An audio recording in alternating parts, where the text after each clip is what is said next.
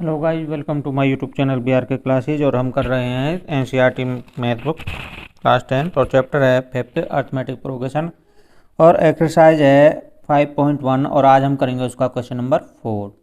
तो question number 4 जो आपके सामने इस प्रकार है, which of the followings are APs if they are form an AP find the common difference D and write 3 more terms. It means आपको क्या गिवन है और क्या आपको फाइंड आउट करना है।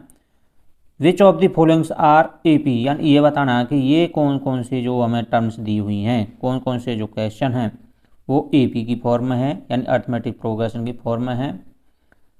और ये बताना है कि if they are form an AP, if यदि ये एपी की फॉर्म में है तो इनका कॉमन डिफरेंस भी फाइंड आउट करना है और उससे अगली वाली जो 3 टर्म्स भी हमें फाइंड आउट करनी है। तो एक बात तो यहाँ से आपको स्पष्ट समझ में आ गई होगी कि हमें यहाँ पर क्या निकालना है, कॉमन डिफरेंस। क्योंकि हम जो एपी की टर्म्स बताते हैं वो डिफरेंस कॉमन डिफरेंस निकाल कर ही बताते हैं। यदि उनके बीच में टर्म्सों के बीच में कॉमन डिफरेंस इक्वल है तो वो कहेंगे कि वो टर्म्स एपी में है। तो डिफरेंस तो हमें निकालना ही होगा। यदि उनके बीच कॉमन डिफरेंस इक्वल है यानी वो एपी की सीरीज में है तो हमें उससे आगे 3 मोर टर्म्स और फाइंड आउट करनी है। तो आइए गाइस करते हैं क्वेश्चन नंबर 4 और एक्सरसाइज वही है आपकी, एक्सरसाइज है आपकी 5.1। एक्सरसाइज 5.1 क्वेश्चन नंबर 4 और उसका हम कर रहे हैं फर्स्ट पार्ट। फर्स्ट पार्ट आपके सामने है 2,4,8,16 और इस तरह से अप टू तक। तो देखिए गाइस, सबसे पहले हमें इसमें क्या निकालना होता है, A1 A2 A3 find out करने होते हैं। तो देखिए A1 क्या है, सबसे पहले जो टर्म होती है वो होती है A1। A1 यहाँ से क्या होगा 2। इसी प्रकार A2 होती है सेकेंड टर्म, वो होगी 4। इसी प्रकार A3 वो हो जाएगा 8 और A4 हो जाएगा सर 16। अब हमें यहाँ पर सबसे पहले एपी की सीरीज में टर्म्स बताने के लिए कॉमन डिफरेंस फाइंड आउट करना ही होता है। तो सबसे पहले हम फाइंड आउट करेंगे डी कॉमन डिफरेंस। और डिफरेंस निकालने का वही तरीका पुराना है कि जो नेक्स्ट टर्म होती है उसमें से पिछली जो टर्म होती है उसको सब्ट्रैक्ट किया जाता है, यानी A2 माइनस में A1, A2 माइनस में A1। अब देखिए A2 क्या है यहाँ पर, A2 क्या है यहाँ पर 4 माइनस में A1 क्या है, प्लस का 2 है तो प्लस ही रखेंगे। तो देखिए यहाँ से क्या आएगा, 4 में से 2 सब्ट्रैक्ट करेंगे तो कितना बचेगा 2, यानी यहाँ से आया हमारे पास 2। इसी प्रकार अब की बार नेक्स्ट जो टर्म होगी A3 माइनस में A2, यहाँ से हम फाइंड आउट करेंगे तो A3 क्या है 8 माइनस में A2 कितना है 4। तो 8 इसमें से 8 में से 4 गया तो कितना बचा 4। अब की बार A4 माइनस में A3, A4 कितना है 16 माइनस में A3 कितना है 8। तो यहाँ से देखिएगा 16 में से 8 गए तो कितने लेफ्ट बचेंगे 8। अब ये देखिए हमने जो टर्म सब्ट्रैक्ट की थी क्या उनमें जो डिफरेंस है इक्वल आया है। यहाँ पर आप देख सकते हो जब हमने A2 माइनस A1 किया तो 2 आया, A3 माइनस A2 किया तो 4 आया, A4 माइनस A3 किया तो 8 आया। तो आप देख सकते हो कि यहाँ पर जो कॉमन डिफरेंस है सभी टर्म्स में सभी सीरीज में इक्वल नहीं है।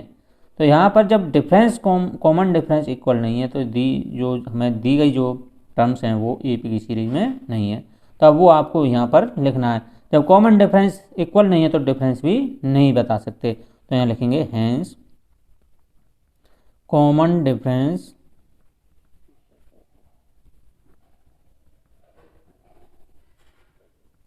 Is not equal in all terms, therefore these terms are not in AP। ये आपको लिखना है, या ये लिख सकते हो कि यहाँ पर जो कॉमन डिफरेंस है is not equal every time, therefore these terms are not in AP। तो ये आपका जो फोर्थ क्वेश्चन था उसका फर्स्ट पार्ट ये इस प्रकार से कंप्लीट हो गया। जब इक्वल नहीं है, डिफरेंस इक्वल नहीं है तो वो सीरीज भी एपी में नहीं है, तो हम उससे अगली जो 3 टर्म्स है वो भी फाइंड आउट नहीं कर सकते। तो आइए गाइस अब आगे करते हैं क्वेश्चन नंबर 4 और उसका सेकंड पार्ट। और यदि आपने अभी तक मेरा चैनल सब्सक्राइब नहीं किया तो सब्सक्राइब कीजिए, बेल आइकन पर को क्लिक कीजिए, लाइक कीजिए और शेयर कीजिए। जो सेकंड क्वेश्चन है वो इस प्रकार है 2,5/2, 3,7/2 और अप टू इसी प्रकार से आगे तक करना है। तो देखिए किस तरह से करेंगे।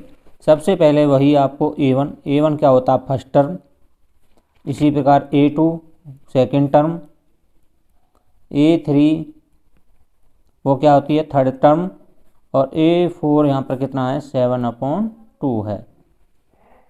अब हमें सबसे पहले क्या बताना होता है कॉमन डिफरेंस, वो D होता है, D होता है A2 माइनस में A1।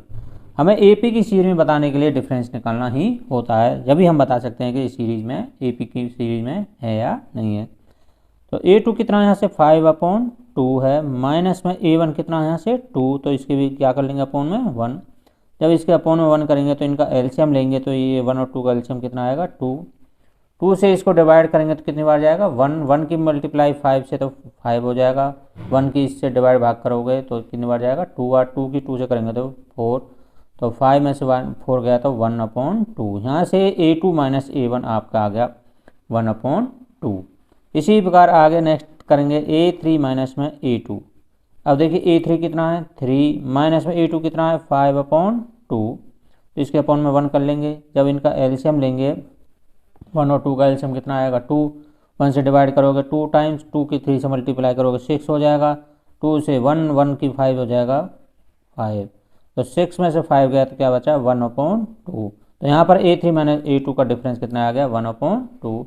इसी प्रकार हम करेंगे A4 माइनस में A3। अब देखिए A4 क्या है यहाँ पर 7/2 है, माइनस में A3 कितना है 3, अपॉन में क्या कर लेंगे 1। हमें सभी जो हमें टर्म्स दी हुई होती हैं उनका सभी का कॉमन डिफरेंस फाइंड आउट करना होता है, जब ही हम बता सकते हैं कि इनके बीच का जो कॉमन डिफरेंस है वो इक्वल है या नहीं। कई बार ऐसा हो जाता है फर्स्ट सेकंड थर्ड में कॉमन डिफरेंस मिल जाता है हमको इक्वल, वो जो लास्ट टर्म होती है शायद उसमें नहीं मिल पाता, तो वो AP में सीरीज नहीं हो सकती ना, तो इसलिए हमें सभी के बीच का कॉमन डिफरेंस फाइंड आउट करना होता है। तो इसलिए इसका जो हम एलसीएम लेंगे तो 1 और 2 का एलसीएम 2 आएगा, 2 से 1 बार डिवाइड होगा, 1 की 7 से करेंगे तो 7, 1 से 2 बार डिवाइड होगा, 2 की 3 से करेंगे 6, तो 6 7 में से 6 गया तो 1/2। तो आप देखिए अब यहाँ पर हमारे पास A2 माइनस A1 भी 1/2 आया, A3 माइनस A2 भी 1/2 आया, और A4 माइनस A3 भी 1/2 आया। यानी ये जो कॉमन डिफरेंस था वो सभी टर्म्सों में हमें सब्ट्रैक्ट करने पर इक्वल फाइंड आउट हुआ है। तो अब हम कह सकते हैं कि इसका कॉमन डिफरेंस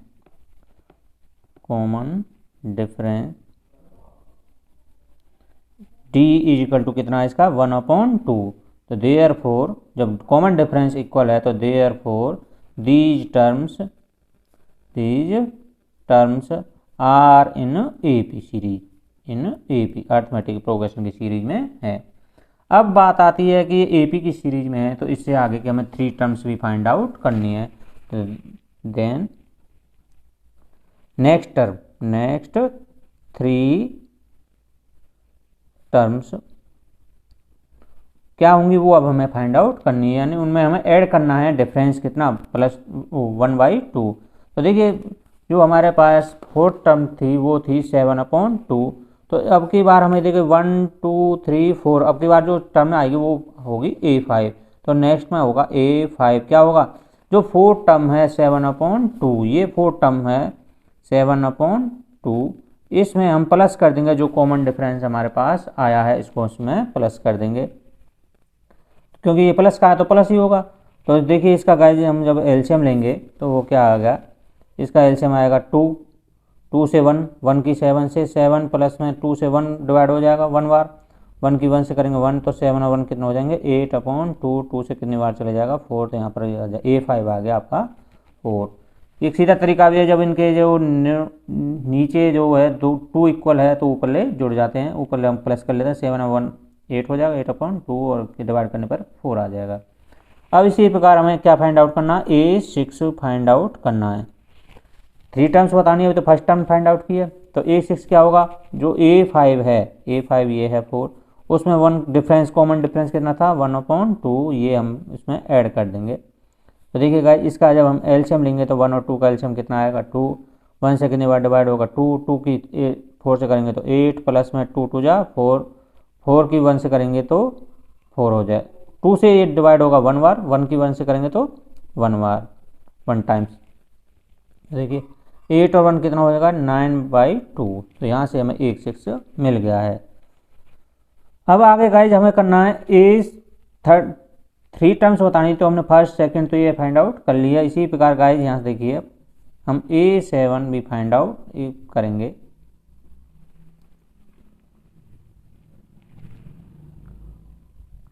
तो A7 के लिए हमें क्या करना होगा, A6 हमें कितना मिला 9/2, इसमें डिफरेंस कॉमन डिफरेंस कितना था 1/2, ये हम इसमें ऐड कर देंगे।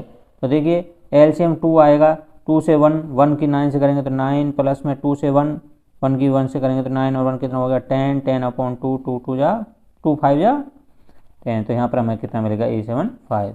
तो A5 आपको 4 मिला, A6 आपको 9/2 मिला और A7 आपको कितना मिला 5। तो नेक्स्ट 3 टर्म यानी अब आप यहाँ पर अलग लिख सकते हो, A5 is equal to 4, A6 is equal to 9/2 और A7 इजिकल टू 5।